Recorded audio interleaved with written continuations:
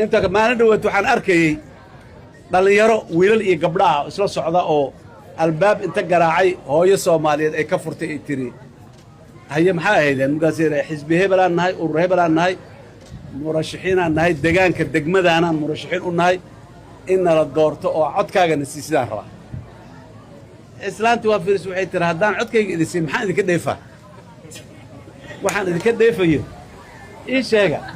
dhalinyaradii waa su'aal weyn waay waa isku noqdeen ilaan cibaado ma bogtahay cibaado ma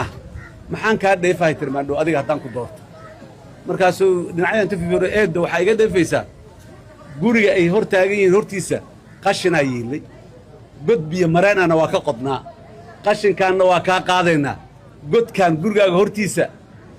gurigaaga hortiisa ka jeexana waan ka hagaajinaynaa waxa ugu yaraan ku qabanayna waa inta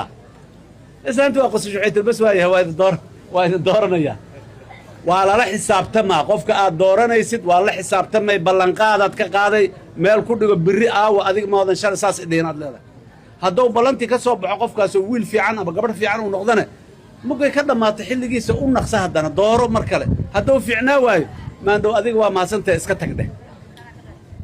si waqti wax ogow teeramkaas 4 sano aha 3 sano aha 5 sano aha oo aad doorato qofkaas fursad kale ma lihid ilaa waqtigaas uu ka dhamaado ma raacday kartid xilka kama qaadi kartid marka qofka aad dooranaysaa inaad aad uga fiirsatid waay wiil iyo gabar akhyaar oo wanaagsan oo mas'uul ah oo dad toosan ah oo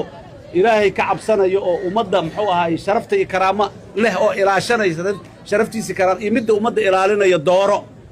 fursadaasaad haysataa